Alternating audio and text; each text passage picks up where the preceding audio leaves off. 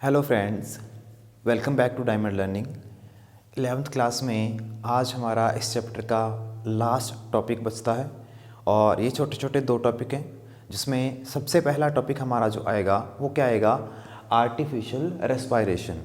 ठीक है, कई बार क्या होता है कि रेस्पायरेशन के अंदर हमारे कुछ प्रॉब्लम आ जाती है जिसके कारण किसी को ब्रीदिंग की प्रॉब्लम आती है। तो उस केस के अंदर हम लोग देखो कई बार किसी पर्सन को क्या है कि चक्कर आ जाते हैं तो बेहोश होकर गिर जाता है, या किसी को कोई शॉक लग जाता है, या कोई पानी के अंदर अगर डूब जाता है तो उस कंडीशन के अंदर उसको क्या आती है, पर्सन को रेस्पायरेशन की प्रॉब्लम आती है, दिक्कत आती है। तो उस केस के अंदर हम लोग क्या कर सकते हैं, उसको आर्टिफिशियली रेस्पिरेशन दे सकते हैं। और इसका सबसे जो बेस्ट मेथड होता है वो माउथ टू माउथ रेस्पायरेशन देने का होता है। माउथ टू माउथ रेस्पायरेशन देने का होता है। तो जैसा कि आप लोग इस डायग्राम के अंदर देख रहे हो, आर्टिफिशियल रेस्पायरेशन में जो माउथ टू माउथ रेस्पायरेशन है तो उस केस के अंदर हम लोग पर्सन को क्या करते हैं, ज़मीन के ऊपर लिटा देते हैं। ठीक है, ज़मीन के ऊपर लिटाने के बाद में हम उसकी गर्दन के पीछे हाथ रख लेते हैं और उसको क्या कर लेते हैं, एकदम सीधा, और उसका जो लेवल है उसको लो कर लेते हैं। हेड जो है बिल्कुल हम लोग डाउन कर देते हैं उसका, सो दैट यहाँ का जो एरिया है इसका वो थोड़ा सा क्या हो सके, ऊपर की तरफ आ सके।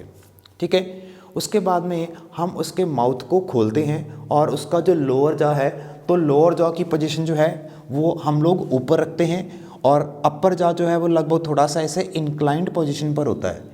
इंक्लाइंड पोजीशन पर आने से उसकी जो टंग होती है तो टंग जो है वो क्या होती है, उसके साथ में चिपकती नहीं है और थोड़ा सा जो है स्पेस मिल जाता है रेस्पायरेशन के लिए। उसके बाद हम लोग क्या करते हैं, उसके बाद उसके जो नोज़ को हम लोग या तो यहाँ से प्रेस कर सकते हैं या चीक्स के थ्रू भी उसके नोज़ को क्या किया जा सकता है, बंद किया जा सकता है, और फिर माउथ से, मुंह से इसको क्या करते हैं, हम लोग रेस्पायर करते हैं। और 12 से 15 बार 16 बार लगभग इस चीज़ को परफॉर्म करना पड़ता है, और फिर हम उसको थोड़ा वेट करते हैं। ठीक है, और एक बार माउथ टू माउथ करने के बाद में हमें थोड़ा वेट करना पड़ेगा और उसके लंग्स को एक्सपेंड होने की हमें जो है उसको टाइम देना पड़ेगा। तो उसके बाद में जैसे ही उसका एक्सपायरेशन होता है वो फाउल एयर या वाटर अगर उसके अंदर है डूबने के कारण वो बाहर निकल जाएगा, तो उस पर्सन को जो है ये प्रॉब्लम दूर हो जाएगी उसकी। ठीक है, तो ये इसका सबसे बेस्ट मेथड रहता है आर्टिफिशियल रेस्पिरेशन का। इसके अलावा उसके बाद में हम लोग उसकी जो चेस्ट है उसको भी प्रेस करके अगर वाटर है उसके लंग्स के अंदर भर गया है तो उसको बाहर निकाल सकते हैं। ठीक है, या कई बार हम लोग जो है किसी पर्सन को इनहेलर्स की ज़रूरत होती है। ठीक है, तो वो प्रेशर पंप जो होते हैं, सक्शन पंप, इनहेलर्स, उनका यूज़ करके भी हम उसको आर्टिफिशियली क्या कर सकते हैं, रेस्पिरेशन में हेल्प कर सकते हैं। ठीक है, इसके बाद हमारे पास में आते हैं रेस्पिरेटरी सिस्टम के रिलेटेड कुछ डिसऑर्डर्स, कुछ बीमारियां आती हैं, जिसमें सबसे पहले हमारे पास में है हाइपोक्सिया। हाइपोक्सिया बीमारी क्या होती है, हाइपोक्सिया बीमारी के अंदर हमारी बॉडी में ऑक्सीजन की डेफिशिएंसी आती है, और ये दो टाइप की हो सकती है, आर्टिफिशियल हो सकती है और एनीमिक हाइपोक्सिया हो सकता है। आर्टिफिशियल हाइपोक्सिया के अंदर क्या होता है, हमारी बॉडी में अगर हम लोग हाई एल्टीट्यूड वाली जगह पे जाते हैं, ठीक है, तो वहाँ पर ऊंची जगह पर माउंटेन्स के ऊपर ऑक्सीजन की डेफिशिएंसी होती है, हवा वहाँ पर कम होती है, जिसके कारण हमारी बॉडी में ऑक्सीजन का लेवल लो हो जाता है। तो उसमें कई बार पर्सन्स को क्या होता है, एल्टीट्यूड सिकनेस या माउंटेन सिकनेस उसको बोल देते हैं। ठीक है, वो कंडीशन आ जाती है, वो आर्टिफिशियल हाइपोक्सिया कंडीशन कहलाती है। अनीमिक हाइपोक्सिया के अंदर हमारी बॉडी में ऑक्सीजन की डेफिशिएंसी तो आती है, लेकिन इसमें ऑक्सीजन की डेफिशिएंसी इस कारण से आती है कि हमारी बॉडी के अंदर जो है ब्लड की ऑक्सीजन कैरिंग कैपेसिटी में कोई डिफेक्ट आ जाए। ठीक है, या तो इस कंडीशन के कारण, या फिर अगर हमें कार्बन मोनोऑक्साइड हमारी बॉडी में एंटर कर जाए तो वो क्या करती है, कार्बन मोनोऑक्साइड में वो हमारे हीमोग्लोबिन के साथ में एक ज़्यादा स्टेबल जो प्रोडक्ट बनाती है, सब्सटेंस बनाती है, और उसके कारण हमारी बॉडी के अंदर ऑक्सीजन की डेफिशिएंसी आ जाती है। ठीक है, तो that is known as anaemic hypoxia. Next disorder है एस्फाइक्सिया। एस्फाइक्सिया के अंदर हमारी बॉडी में ऑक्सीजन का कंसंट्रेशन जो है बहुत डाउन चला जाता है, कार्बन डाइऑक्साइड का कंसंट्रेशन हमारी बॉडी में बढ़ जाता है। ठीक है। अब ऑक्सीजन का लेवल कम होने का रीज़न कोई भी हो सकता है, लेकिन जैसे ही हमारी बॉडी के अंदर ऑक्सीजन का लेवल कम होता है तो कार्बन डाइऑक्साइड का लेवल एकदम से अराइज हो जाता है, जिसके कारण हमारा जो रेस्पायरेटरी सेंटर होता है मेडुला के अंदर, ब्रेन के अंदर, वो रेस्पायरेटरी सेंटर में सीधा हमारे अफेक्ट होता है और उसमें पैरालिसिस हो जाती है और उसके कारण हमारी ब्रीदिंग जो है वो स्लो हो जाती है और धीरे धीरे वो रुकने लगती है और फिर पर्सन की डेथ हो जाती है।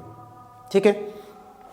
नेक्स्ट हमारे पास में है बैड कोल्ड। कोल्ड आपको पता है कि हमें जुकाम वगैरह लग जाता है तो हमारा नाक पर उसके अंदर हमारे क्या है इन्फेक्शन हो जाती है, क्योंकि हमारे रेस्पायरेटरी ट्रैक के अंदर बहुत सारे बैक्टीरिया एंटर करते रहते हैं और उन बैक्टीरिया की वजह से हमारी बॉडी में जो है यहाँ पर रेस्पायरेटरी ट्रैक में गॉबलेट सेल्स होते हैं, म्यूकस सिक्रेटिंग सेल्स होते हैं, तो उनमें सिक्रेशन स्टार्ट हो जाती है जिसको हम लोग कोल्ड बोलते हैं। और कई बार वो कोल्ड इतना सीवर हो जाता है कि हमें बहुत ज़्यादा सांस लेने में दिक्कत आती है। ठीक है। इसके बाद में है ब्रोंकाइटिस।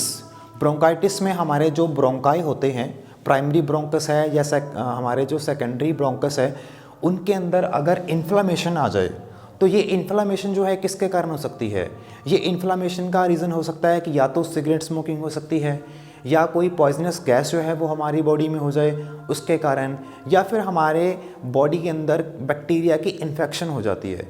तो इन रीज़न्स की वजह से हमारे ब्रोंकाई जो हैं वो इन्फ्लामेट हो जाते हैं और इनके अंदर जो है ऑक्सीजन कैरिंग कैपेसिटी भी कम हो जाती है। इसको बोला जाता है ब्रोंकाइटिस। और इससे बच कैसे सकते हैं? इसका इलाज या इसका प्रिवेंशन यही है कि हमें अपने रेस्पायरेटरी ट्रैक में ऐसे माइक्रोब्स जो हैं एंटर करने से रोकना चाहिए उनको, और मास्क वगैरह का यूज़ करना चाहिए, और सिगरेट स्मोकिंग जो है वो नहीं करनी चाहिए। ठीक है। नेक्स्ट हमारे पास में है ब्रोंकियल अस्थमा। ब्रोंकियल अवस्था में हमारी बॉडी में क्या होता है, सडनली एक एलर्जिक अटैक हो जाता है। मतलब किसी पर्सन को अगर किसी भी चीज़ की एलर्जी है और वो उस एलर्जन के कांटेक्ट में जैसे ही आता है तो उस एलर्जन के कांटेक्ट में आने से हमारी बॉडी के अंदर सांस हमारी फूलने लगती है। ठीक है। और उस सांस के फूलने से हमारी बॉडी में क्या होगा, हम लोग उतना प्रॉपरली रेस्पायर नहीं कर पाएंगे। ठीक है। तो हमें ब्रेथलेसनेस की जो कंडीशन हमारी बॉडी में अराइज हो जाती है। ब्रेथलेसनेस का मतलब है कि हमारी सांसें फूलने लगती हैं और सांस जल्दी से आती नहीं है। ठीक है। नेक्स्ट है हमारे पास में निमोनिया। निमोनिया के बारे में आप सबने थोड़ा बहुत पहले भी सुना होगा। निमोनिया जो है ये डिजीज़ ऐसी होती है जिसके अंदर हमारे लंग्स के जो मेनली हम लोग बात करते हैं एल्वियोली, उनमें इन्फेक्शन ज़्यादा फैल जाती है। तो इनके अंदर इन्फेक्शन जो है उसको कॉज करने वाला बैक्टीरिया होता है स्ट्रेप्टोकोकस निमोनियाe। ठीक है। या फिर एक और भी बैक्टीरिया होता है हीमोफिलस इन्फ्लुएंजाe, उसके कारण भी हमारी बॉडी के अंदर निमोनिया हो सकता है।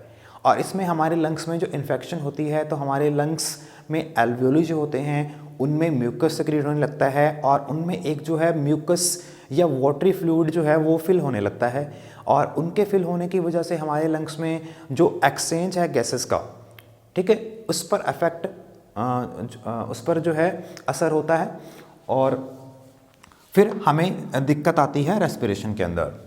इसके बाद में है एम्फाइसीमा। एम्फाइसीमा के अंदर क्या होता है, हमारे जो ब्रोंकाई या एल्वुलाई सैक होते हैं उनमें अगर इन्फ्लामेशन या उनमें इन्फेक्शन हो जाती है माइक्रोब्स की तो वो एम्फाइसीमा कहलाता है।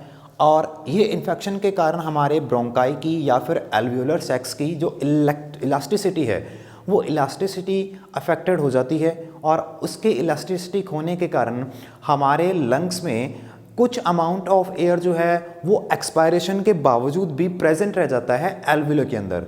और ये एल्वियोलाई में तो नहीं रहना चाहिए। इस चैप्टर में हमने पढ़ा है कि एक डेड स्पेस होता है जो हमारी रेस्पिरेटरी ट्रैक में होता है, उसमें जो है कुछ अमाउंट हमारा जरूर बाकी बचता है, लेकिन अगर एल्वियोलाई के अंदर कुछ अमाउंट ऑफ जो है वो एयर का प्रेजेंट हमेशा रहेगा तो फिर उतना इफेक्टिव एक्सचेंज वहाँ पर गैसेस का नहीं हो पाता है। ठीक है। तो वो कंडीशन हमारी कहलाती है एम्फाइसीमा।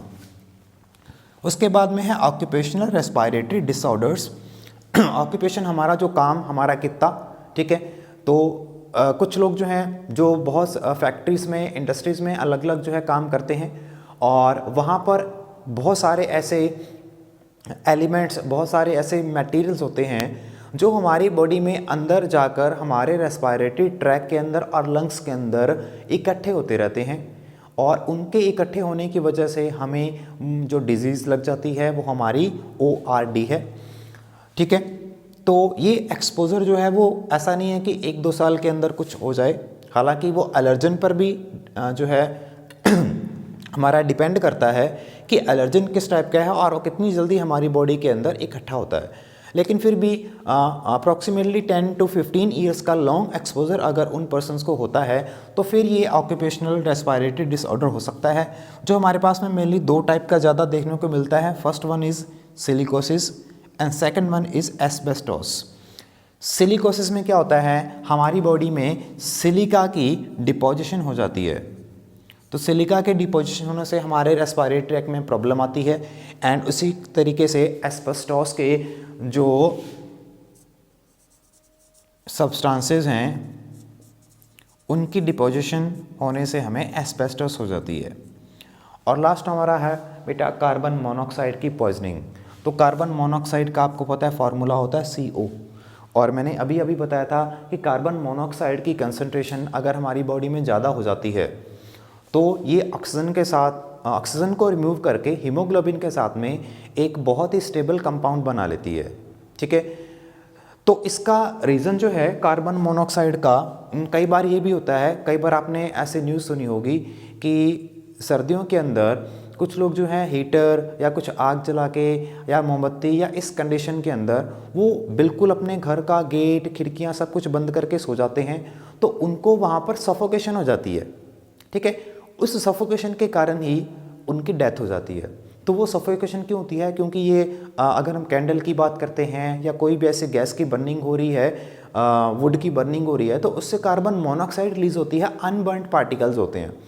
वो कार्बन मोनोऑक्साइड अगर पूरे के पूरे रूम में फैलेगी और कहीं से उसका एक्सक्रीशन का बाहर निकलने का रास्ता नहीं है तो फिर वो कार्बन मोनोऑक्साइड हमारी बॉडी में एंटर करती रहेगी और उसके कारण हमारे रेस्पिरेटरी सेंटर में क्या आएगा, दिक्कत आएगी, और वो ऑक्सीजन को रिमूव करके हीमोग्लोबिन के साथ में बाइंडिंग कर लेगी और उस वजह से फिर हमारा दम घुटने लगेगा और वो दम घुटने से हमारी क्या हो जाएगी, डेथ हो जाएगी। ठीक है, तो आई होप बेटा ये आपको सारे के सारे डिसऑर्डर समझ में आए होंगे। आप इनका स्क्रीनशॉट ले लेना, मैं अभी सारे में हो जाऊँगा। तो ये चैप्टर हमारा कंप्लीट होता है। नेक्स्ट चैप्टर जो है हम लोग जब अपना स्टार्ट करेंगे तो इसी तरीके से आपने हमारे साथ में जुड़े रहना है और पेन कॉपी हमेशा अपने साथ में रखना है और अपने नोट्स जो है आपने यहीं से प्रिपेयर कर लेना अच्छे तरीके से। सिर्फ ये इस चीज़ को लिखने से नहीं है जो मैं बोलता हूँ, पिछली वीडियो में मैंने जैसे आपको कहा था, तो उस चीज़ को भी आपने सुनना है अच्छे से और उसको भी सुनकर आपने अपने नोट्स प्रिपेयर करने हैं। और अगर ये नोट्स आप अच्छे से प्रिपेयर कर लोगे तो आपका नीट का क्लियर होने का चांस बेटा बहुत अच्छा हो जाएगा। तो मिलते हैं बेटा अपनी नेक्स्ट वीडियो के अंदर। Thank you.